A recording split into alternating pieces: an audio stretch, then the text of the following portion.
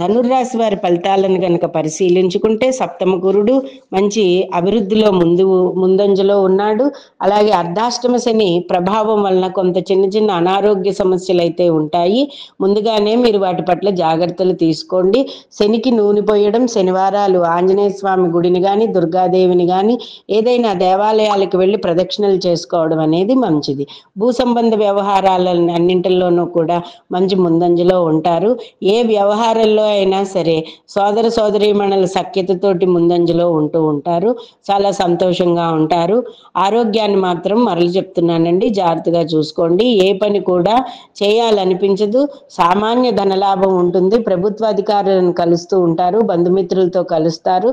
సామాన్య ధనప్రాప్తి ఒకటి ఉంటుంది. కళాకారులకి అలాగే నూతనంగా పెళ్ళవ్వాల్సిన యువతీ యువకులకి అందరికీ కూడా మంచి కాలం అని చెప్పుకోవచ్చు.